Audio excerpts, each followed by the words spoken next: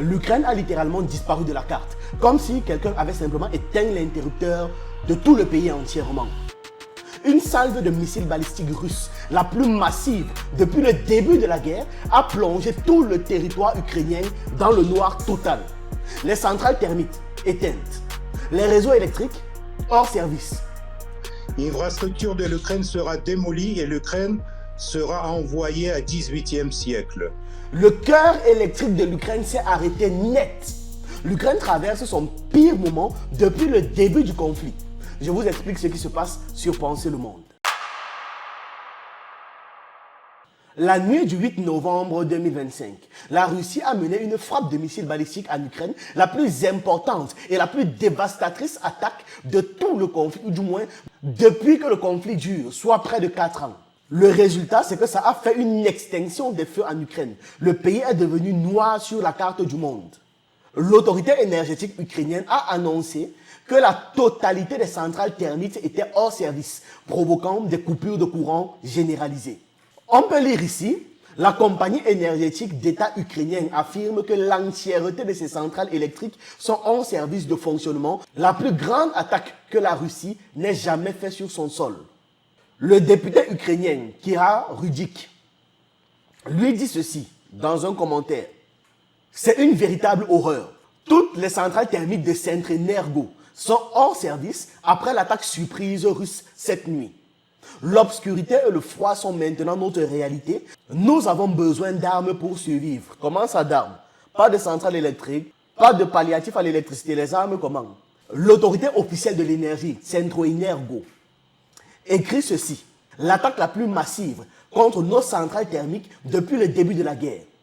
Un nombre sans précédent de missiles et d'innombrables drones, plusieurs par minute, visant les mêmes centrales thermiques que nous avons remises en service après l'attaque dévastatrice de 2024. Donc la Russie a attendu que ces centrales-là soient à nouveau opérationnelles pour à nouveau détruire. Mais c'est terrible. On poursuit. Par souci de sécurité, nous sommes restés silencieux, mais nous avons fait de notre possible pour que les Ukrainiens survivent à l'hiver dernier avec lumière et chaleur et qu'ils puissent traverser les épreuves infernales pour démarrer avec succès la saison de chauffage. Même pas un mois ne s'est écoulé depuis la frappe précédente. Et ce soir, à la même heure, l'ennemi cuisinait pour toute notre génération. La centrale est en feu. Nos centrales thermiques ne sont pas des installations militaires. Nous ne fabriquons pas d'armes. Nous employons des civils. Nous avons arrêté. Il n'y a plus aucune production. Zéro. Nous avons perdu tout ce que nous remettions en service 24 heures sur 24 et 7 jours sur 7 depuis des mois. Complètement. C'est complètement perdu. À chaque fois, l'ennemi frappe encore plus cruellement, étant encore plus cynique. Mais nous ferons une fois de plus ce que nous savons faire le mieux. Surmontant la fatigue et la douleur de la perte. Restaurer, réparer et présenter une nouvelle génération.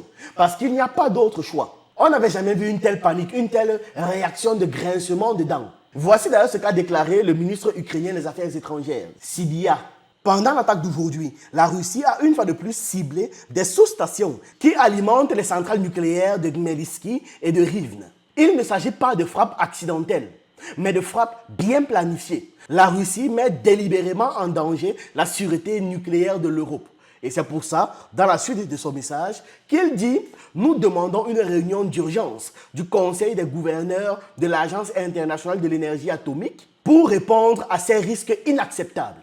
Nous exhortons également tous les États qui attachent de l'importance à la sûreté nucléaire, en particulier la Chine et l'Inde, dont ils appellent aux alliés de la Russie, à exiger à la Russie qu'elle cesse ses attaques inconsidérées contre l'énergie nucléaire qui risquent de provoquer un incident catastrophique.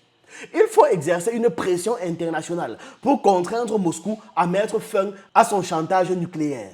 Les frappes ont visé des sous-stations rattachées à 2 centrales nucléaires et Kiev réclame maintenant une réunion d'urgence avec l'AIEA, l'Agence internationale de l'énergie atomique. Le ministère ukrainien des Affaires étrangères lance aussi un appel pressant au reste de l'Europe. À Kiev, on brandit de nouvelles accusations façon propagande express pour tenter de faire cesser les frappes qui déstabilisent déjà tout leur réseau énergétique. Cette fois, l'équipe de Zelensky parle d'une menace directe pour la sécurité nucléaire du continent européen. Les attaques du 8 novembre là, ont encore visé des sous-stations reliées aux centrales de Gmelski et de Rivne. La Russie met en danger la sécurité nucléaire de l'Europe, comme on a pu lire, alerte Sibiga. Voici les images de la centrale thermique de Zmevkaya dans la région de Kharkiv. La centrale thermique de Zmevkaya est à l'arrêt après les frappes nocturnes. Les autorités annoncent qu'elle restera fermée jusqu'à nouvel ordre. L'atmosphère sur place paraissait presque apocalyptique, même si certains ont observé les choses autrement. C'est là alors que surgit Fighter Bomber, analyste russe, qui a mêlé à cette affaire moquerie et cynisme pour bien montrer leur position. Nouveau record du côté des prises ukrainiennes, les prises que l'on branche. Difficile de savoir exactement la réalité sur place. Est-ce que tout le pays est à 600 volts ou bien on exagère pour récolter les fonds et acheter des groupes électrogènes en espérant que nous arrêtions d'aider le réseau ukrainien? Selon des abonnés ukrainiens de ce type-là, l'électricité est presque partout. Il y a des coupures, oui, mais globalement, le réseau électrique ukrainien tient. Sur le coup, ça a juste fait un shutdown, mais après, ça va. Le type-là fait comprendre qu'ils n'ont pas l'intention d'attaquer les centrales nucléaires, enfin. Pas tout de suite, il a précisé. Après s'être occupé des centrales thermiques et hydroélectriques, il faudra régler le cas des centrales nucléaires et des lignes venant d'Europe.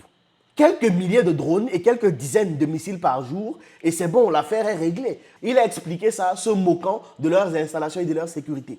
Et il continue en disant, si j'ai bien compris, l'Ukraine est dans sa pire passe depuis le début de l'opération militaire spéciale. La situation n'a jamais été aussi mauvaise. Si on laisse comme ça quelques mois, ce sera parfait. Évidemment, en référence au fait que l'Ukraine va s'effondrer tout seul. Le débat fait rage actuellement. Quel est le vrai plan de la Russie? Et est-ce que cela colle avec l'idée que jusqu'à présent, la Russie faisait preuve de retenue, ne voulait pas détruire tout, épargnait le réseau électrique ukrainien, les infrastructures énergétiques et j'en passe? L'analyste nommé Ribar a déclenché une polémique en affirmant que la Russie n'épargne que les lignes électriques de 750 kV. Or, les dernières frappes ont précisément touché ces lignes. Russian with Attitude propose sans doute l'interprétation la plus simple et la plus claire sur la stratégie de la Russie. Selon lui, l'objectif des attaques contre le réseau n'est pas sa destruction totale, sinon ils auraient pu le faire, mais plutôt de créer des galères, des problèmes, des tensions et beaucoup de boulot inutile pour l'arrière-pays ukrainien. Globalement, l'approche est de pousser le réseau au bord du gouffre, de sorte qu'une frappe ciblée sur une ligne de 750 kV ou alors une centrale nucléaire suffit pour tout couper et se tenir prêt à monter d'un cran si un tiers, c'est-à-dire l'Europe, décide d'intervenir. Une façon de montrer les muscles à l'OTAN et à l'Union européenne. Il a dit, je cite, « Regardez ce que l'on pourrait anéantir en Europe chaque nuit et vous ne pourrez rien y faire, alors abstenez-vous. » C'est tout à fait un bon point également. Et à ce type qui a partagé, les Russes tentent peut-être de trouver un équilibre en réduisant suffisamment les capacités pour perturber l'industrie militaire et le transport ferroviaire ukrainien, sans pour autant laisser des milliers de civils âgés, ex-soviétiques et russophones mourir pendant le froid de l'hiver. Et ils y parviennent peut-être même, façon de dire que le plan est en cours. L'effondrement total du réseau ukrainien implique beaucoup de dommages. Si la lumière tombe partout, des millions de personnes âgées, de malades ou alors de personnes fragiles vont se retrouver en grande difficulté au bord de la mort, au bord du précipice. Mais les dirigeants ukrainiens, eux, ont l'électricité, donc ça va, la guerre peut continuer. La presse occidentale va s'en donner en cœur joie, va transformer ça en un nouveau drame humain à sensation, alimenter les médias. Maintenant, ceci posé, il y a une réalité qui pourrait sembler différente et généralement pire que ce qu'ils ont connu auparavant. Les défenses aériennes ukrainiennes sont affaiblies, extrêmement affaiblies et amoindries. Et les moyens de frappe russes sont plus nombreux et plus sophistiqués que jamais. La porte-parole de l'armée de l'air ukrainienne, Yuri Ignat, rappelle d'ailleurs que la Russie utilise désormais beaucoup plus de munitions balistiques que d'habitude. Il faut aussi envisager une autre hypothèse. La Russie pourrait pousser l'Ukraine au bord du blackout pour dissuader toute attaque future contre ses propres infrastructures énergétiques. Ce n'est pas forcément une stratégie du tout ou rien.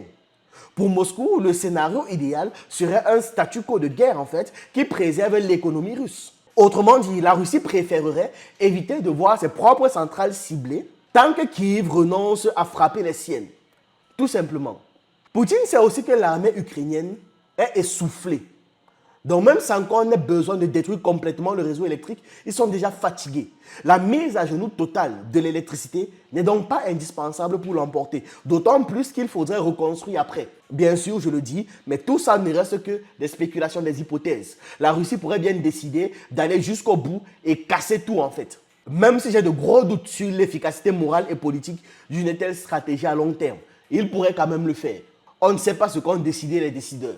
Et les problèmes des Ukrainiens ne s'arrêtent pas là. Des Européens même, si on doit tirer plus large, ça ne s'arrête pas là.